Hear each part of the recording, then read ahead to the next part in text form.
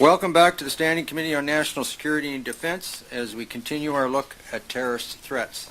Joining us in our panel is Dr. Lorenzo Vandino. A native of Milan, Italy, Dr. Vandino holds a law degree from the University of Milan Law School and a doctorate in international relations from the Fletcher School of Law and Diplomacy. Dr. Vandino is an academic and security expert who specializes in Islamism and political violence in Europe and North America. Since April of 2015, he is the director of the Program on Extremism at the Center for Cyber and Homeland Security, George Washington University.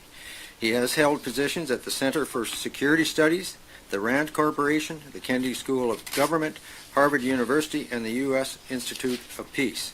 He is also the author of several books, including a recent work on Muslim Brotherhood in North America, and writes frequently for several prominent newspapers, including the International Herald Tribune, the Wall Street Journal, the Washington Post, and the Boston Globe.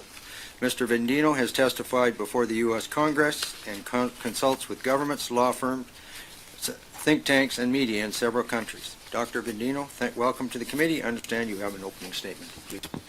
Thank you very much. It's a real pleasure to be here today speaking before you, so I really appreciate it. It's a big honor, and again, thank you very much. I was asked today to speak about two subjects, which are of course somewhat overlapping. One is counter-radicalization, particularly the European experience when it comes to counter-radicalization or CVE, countering violent extremism.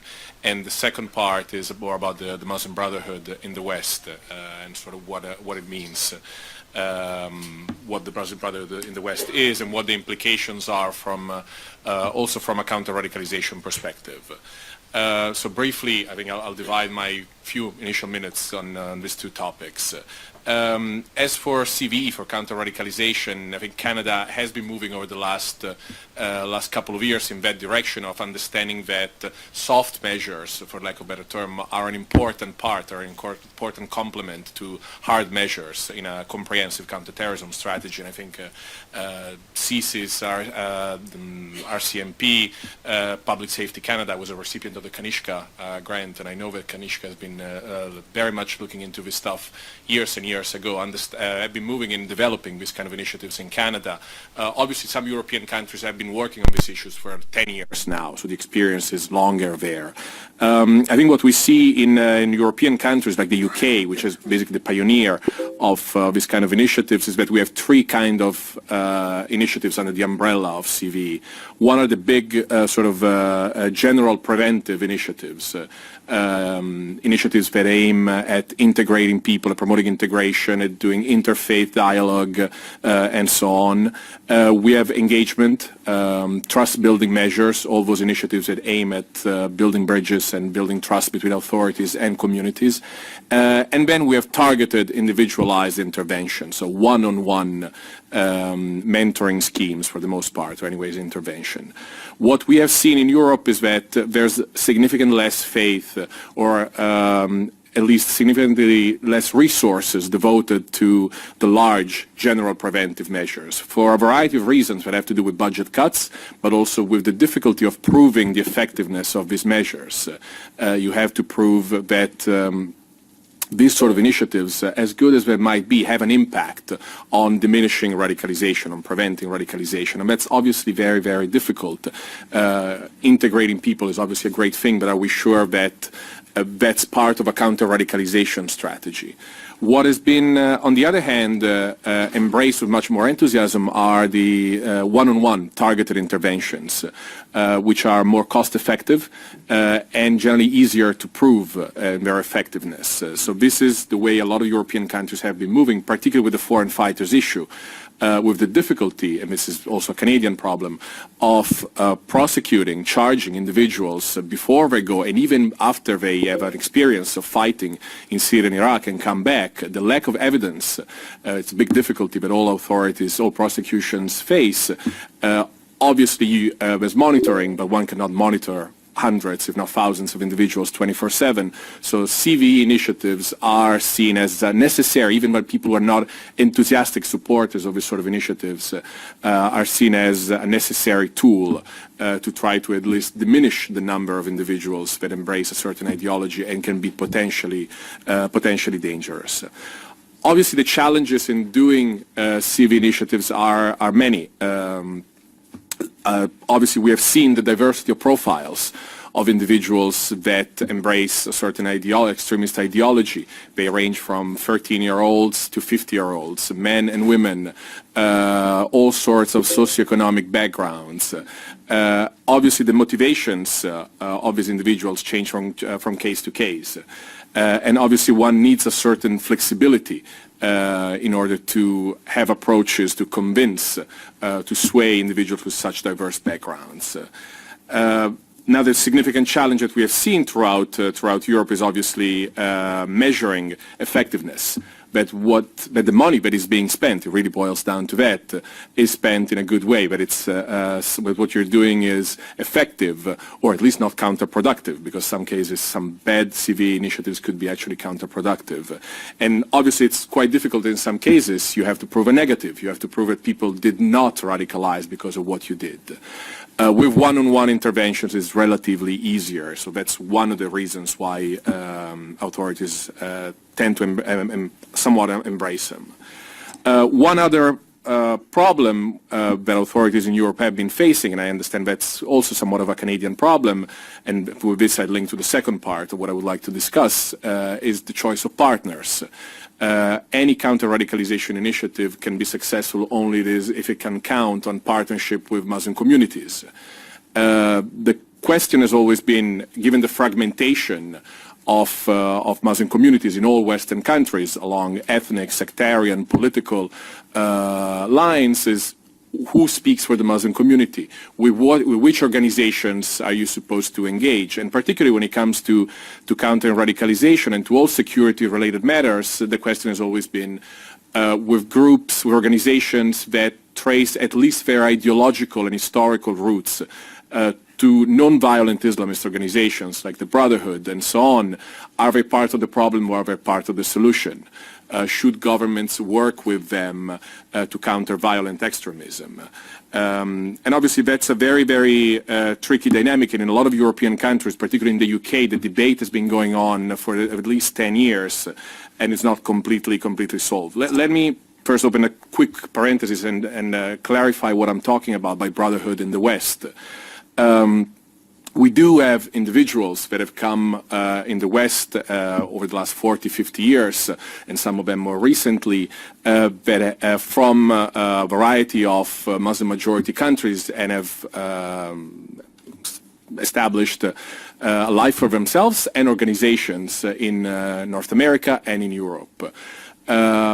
These individuals that come from a Muslim Brotherhood background have created many organizations in the West, which is, on some level, from a formal point of view, improper to call Muslim Brotherhood. They do not respond, they do not answer from orders coming from Cairo, from any other Arab capital. They are independent in the way they operate in Canada, in the United States, in any European country, but nonetheless are part of an informal network where you have strong links based on personal connections, on financial connections, and at the end of the day on what matters the most, ideology. So they all embrace a certain worldview. So throughout, basically it's a pattern that you see with minor differences in every Western countries. These individuals, and we're talking about a very, very small number of people, but are very sophisticated, they're very savvy, they're very politically savvy, they're very well funded, and they have created organizations that represent a very small part of any Muslim community in any Western country, but nonetheless exert a disproportionate influence. They're extremely vocal and extremely visible. And they aim to basically be sort of the gatekeepers to Muslim communities, that whenever politicians, governments, the media tries to get the Muslim voice, if there were such a thing, they would go through them. So they're sort of the self-appointed leaders of Muslim communities. Now, are these organizations problematic or not? Particularly when it comes to from a security perspective. And I would argue that there's no direct link of terrorism. I think there would be an analytical mistake to lump, as some do, to lump them together with Al-Qaeda, with ISIS. These are not organizations that plan attacks in the West, and actually in many cases they do condemn them. The problem is a bit more indirect. First of all, these organizations have not, from an ideological point of view, completely condemned violence. I think it's fair to say that their renunciation of violence, and I'm talking about obviously a very heterogeneous transnational movement, so I'm simplifying things a bit, but generally speaking, the movement has not abandoned violence as a tool to advance its agenda. Its abandonment, it's tactical, but it's not heartfelt. Secondly, in some cases they do directly support violence, and I think we have many cases of Brotherhood organizations, including here in Canada, funding terrorist designated organizations, Hamas or other cases, and I think what we see in Libya now, for example, where the Brotherhood is actively involved in violence together with jihadist groups, that's a very interesting dynamic. But third, I think the other reason that is concerning about the Brotherhood in the West is that it embraces a certain narrative that is very conducive to violent radicalization. It mainstreams in certain parts of Muslim communities a narrative of support of violence and victimism that combined are extremely dangerous. The Brotherhood narrative basically says that the West is at war against Islam, that Western governments and Western societies hate Islam, and they have this narrative where they lump together foreign policy issues with issues like cartoons and so on and so forth as part of a big narrative that proves this point that the West hates Muslims and Islam. Add to that the condemnation of terrorism, but is often with a lot of ifs and buts, and the justification of acts of violence in places like Palestine, Kashmir, Iraq, Afghanistan, and many other places. Now, the Brotherhood does not, in the West, does not reach the conclusion then that Muslims in the West should engage in violence in the West.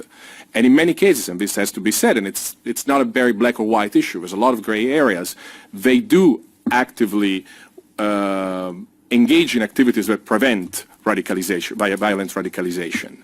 That's somewhat of a paradox, but it does happen in many cases, and we can get into examples later. Nonetheless, that kind of narrative in the hands, or in the mind, better, of a 16-year-old, an 18-year-old, is extremely dangerous. Because if violence is justified where Muslims are under attack, so it's okay in Gaza, it's okay in Afghanistan, why is it not okay here in the West, where you're also telling me that Islam is under attack? So it's that mainstreaming of this narrative which is very much the staircase to violent radicalization, and the Brotherhood does mainstream that. So it provides somewhat of a fertile environment. The Brits that have been really looking into this this dynamic argue that what the Brotherhood does is provide the mood music to which suicide bombers dance, which is a sort of a fanciful expression, but I think it's very telling. And there's been a shift in the way the British government has looked at the issue of the Brotherhood and radicalization. 10 years ago, the main line was that the Brotherhood was the solution, in a way. We have to work with soft Islamists against the hard ones. It takes a radical to defeat a radical. We work with them. Yes, they have positions on certain issues like gay rights, women's rights, freedom of religion, which are controversial to say the least, but nonetheless they get the job done when it comes to preventing violence. That was sort of the main line 10 years ago. If you go and pitch that line in London today, most people will look at you as you're completely out of touch with reality. Things have changed a lot, and the British government has completely changed, and it's not a matter of Tories of Labour. It's very much an issue that brings most of the political classes together in the UK. Brotherhood organizations no longer get funded, and they are seen very much as part of the problem. What the latest incarnation of Prevent argued is basically that, I'm quoting here, terrorist groups can take up and exploit ideas which have been developed and sometimes popularized by extremist organizations which operate legally in this country. It's again, what they do is not illegal, but it's part of the problem. I think I've exceeded my initial few minutes, but I'm happy to develop this further later. Go ahead. Oh, okay, well, great. It's a common assessment, I would argue, that most countries have. I think there have been a few countries that have been at least talk in the UK again of banning the Brotherhood. I think there's been a review, as I'm sure you're aware, of the activities of the Brotherhood in the UK. I think the results have not been made public for a variety of reasons, but I think what is clear is that the British government is not going to move to ban the Brotherhood for a variety of reasons that mostly have to do with legal reasons. But the idea is to basically give them sort of a no platform, to adopt a sort of a no platform approach where the Brotherhood is seen as part of the problem, where the government takes a strategic approach where it seeks to undermine what the Brotherhood does. It does not give them legitimacy. It does not give them support. Legal tolerance doesn't mean civil tolerance, and it tries to basically undermine what it does. Because at the other side that is considered problematic, so we've talked about the violent radicalization side of things, but the other problem that comes with the Brotherhood is the impact on social cohesion and integration. Even though, and I'm the first one to concede the point, is that the majority of people that in one way or the other get exposed to the Brotherhood worldview will not necessarily graduate into becoming terrorists. The majority do not. I think what you have is you have a fringe, a small part that do make that additional leap into terrorism, but most will not. But nonetheless, the impact on social cohesion of a narrative, of an interpretation, of a very politicized and literalist interpretation of Islam that sees the West as an antagonistic society in which Muslims should be not only not integrated to, but integrated only for what it serves to advance the sort of an Islamic agenda, and as an adversary to Muslims. The mainstreaming of views on, as I just to touch some of the core issues, women rights, gay rights, freedom of religion. The views that the Brotherhood adopts are extremely problematic there. And obviously, as I said, the numbers are very small. Brotherhood activists we're talking about a few hundred in each Western country, but they do rely on substantial resources. So they have a disproportionate control over mosques, over schools, over, anyways, a lot of spaces where Muslims come together. So, for example, in all the European countries, you have annual gatherings for Muslims. The biggest ones where 40, 50,000 people go are organized by Brotherhood organizations. Are all the 40, 50,000 people who go there Brotherhood members or sympathizers? Absolutely not. But but it's only the Brotherhood that has the financial resources, the activism, the mindset, and the capabilities of organizing this sort of events. And the idea, of course, their goal is to spread their interpretation, which I would argue is still very much fringe in certain communities. Some frames, some ideas of the Brotherhood have somewhat percolated to parts of communities, but generally speaking, the vast majority of Muslims do not adopt the Brotherhood line of thinking. But obviously, that access to resources, if in some cases is combined with support from governments, which I think in some cases has happened, that was the case in the UK 10 years ago, where the government was actively partnering with Brotherhood organizations, giving them support, becomes extremely problematic. It gives disproportionate influence to a very, very small and disproportionately organized minority. I can end it there. Thank you. Mr. Vandino, we'll start with Senator Mitchell and then go to Senator Stewart-Olson. Thanks, Mr. Vandino. It's very, very knowledgeable presentation. And I read some of your publication, and its publication is very interesting. Clearly, you've thought this through. I detect perhaps a change from your article written in 2011 about dealing with the Muslim Brotherhood, where you say authorities should talk to Western Brotherhood organizations, but only with 3 conditions. And those conditions were make sure that you don't that you engage other organizations. You're aware of them, of course, of what these conditions are. Fully aware of. You have to be fully aware of where they're coming from, and thirdly, that you don't you don't transcend into an undue and counterproductive support of the brothers, and that's a fear that if authorities acknowledge them, they gain. But it's also a broader issue, and that's something that throughout my political career has been referred to as ghetto politics, where we often are inclined to deal as politicians with leaders of groups, and we need to get past that, because why should we give any group that authority over a community or over people? They're Canadians just like the rest of us, and so I guess my question, to get to my question, Mr. Chair, finally, is to say, have you changed then in your orientation towards how one would deal with groups like the Muslim Brotherhood, and if you're not dealing with them, who are you dealing with, and how do you get to the community? Thank you for the question, and thank you for. It's very flattering as an academic to know that your things are being read, and I really appreciate that. No, I haven't changed my stand. I think you summed it up very well. The conclusion that I draw is basically the approach should be engage but don't empower. Engage with knowledge. Know that. It's not a uniquely Brotherhood tactic, but they're not always truthful and sincere when they engage. So know exactly who you're dealing with, and I think that's rule number one. I think in any kind of setting, know that they have an agenda, and occasionally there are even moments where that agenda is compatible with the agenda of any government. But the second part is exactly to be proactive, to make that effort of basically not being lazy and just dealing with the most visible and most vocal voices, the ones that will be proactive and try to reach out to you.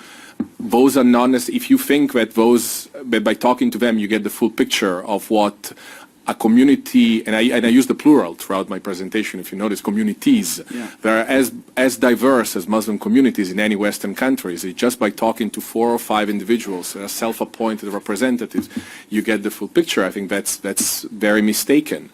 You have to do a lot of hard work in terms of going and finding voices that are probably less organized, but not necessarily less representative. I've seen that, for example, in Boston. I got my PhD in Boston, so I looked a bit at how the government was engaging. It was 2006, 2007, and it was the U.S. government was starting to reach out to Muslim communities there, and it basically went to Brotherhood-leaning organization mostly, because those are the ones who would themselves do outreach to government. The shock, for example, that I saw on the face of some U.S. government officials in knowing that the largest Muslim community in Boston is the Bosnian one, that they have never met with, that had very different customs from the small community they were engaging with. But for some of them, the celebration for the end of Ramadan was getting shots of rakia, of liquor. Not exactly the conservative image that they had by talking to certain people, but, who's to define what Islam is? It's different communities have different perspectives. But it takes effort. It takes knowledge, and it takes, just an understanding that you're meeting with just getting a partial view with a spin that is problematic, because, as I said, I think these groups are problematic. I position myself somewhat in between, because there are a lot of critics of the Brotherhood that argue that you shouldn't talk to them, shut them down, don't talk to them. I have problems with that approach, because I think it's not realistic, not feasible, and potentially very counterproductive. At the same time, you have to be smart when you talk to them. Well, if alienation is at the root of some of the radicalization problem, if not a sufficient condition, certainly a necessary condition, then and you talked about the soft side and the importance of alienation becomes a very, very critical central feature of how you deal with groups, and it's true that we need to prevent that occurring as well. Yeah, and there are occasionally partners, inevitable partners in this. If you're trying to do counter-radicalization and you have, they're undeniably a part of the community. They're undeniably representative of a cross-section of the community. if you alienate them completely, if you go at war with them, I think they can make your life difficult when you're trying to reach certain parts of the community. At the same time, if you consider them partners and you embrace them, you give them legitimacy, and you think they're going to solve your problems when it comes to radicalization, I think that's also a delusional approach. So it's that in between, which is extremely delicate, it's extremely complex, but it requires very tailored, nuanced solutions. I think the mistake that the British government made, for example, at the beginning, was to give him a legitimacy because they saw him as partners in all this. I think what's happening now is that they engage with them, but more behind closed doors. They see that there are situations in which working with them is somewhat inevitable. But tactical partnerships are different from the press release with hugs and kisses that was taking place 10 years ago. Okay, thank you. Thanks, Chair. Senator Stewart Olson. Thank you, Chair. If you would please just explain to the people watching this and who are interested, what exactly does the Muslim Brotherhood believe in? What is their ideology? Okay. Well, first of all, we should make a distinction between the Brotherhood in Muslim-majority countries and in the West. There's a core, of course. With different goals, obviously. I think the general idea is they do see Islam as a comprehensive system of life that shapes all aspects of private and public life, so that every aspect of both should be shaped by Islam the way they interpreted it, which is, of course, quite conservative and literalist. Of course, less literalist than Salafist groups and other more extreme groups, but that's the general view that a person should. What Hassan al-Banna, who was the founder of the Brotherhood in Egypt in the 1920s, saw was different degrees. Gradualism is a big part of the Brotherhood belief, is that first the idea is to create the perfect Muslim individual, then Muslim family, then Muslim society, then Muslim state, and so on.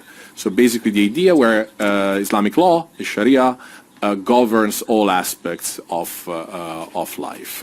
So in Muslim-majority countries, that basically entails creating an Islamic society and an Islamic form of government, which wouldn't be necessarily like what we're seeing with ISIS. The way they interpret the Sharia is not as extreme as ISIS does, but nonetheless, where the Sharia shapes all aspects of life. In the West, it's different. It's a group that is extremely pragmatic and flexible. So they're fully aware that they're not going to create Islamic societies in the West. It might be sort of a dream that centuries down the road, if you have a certain mindset, you'll think that eventually the whole world will embrace your views, but they're very pragmatic at heart. So their goals in the West are different, and I would sum them up in basically three. One is to spread their interpretation of Islam, but I said it's more about politics than religion. Really, it's I define Islamism as a political ideology based on an interpretation of religion. So their worldview rather than their interpretation of Islam, spreading their worldview to Muslim communities. The second is basically to become the gatekeepers, as I was saying earlier, to Muslim communities for all Western interlocutors, basically, and that second goal reinforces the first.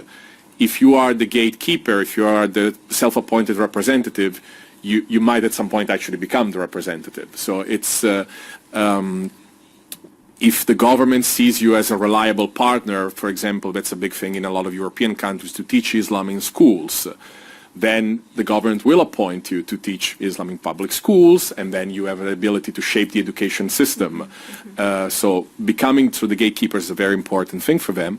And the third is to do like any other lobbying group, is to influence policy on anything that has to do with Islam and Islamism, both domestically and international. So to lobby for the Brotherhood or Brotherhood branches in the Middle East and North Africa, on all other issues that are of interest.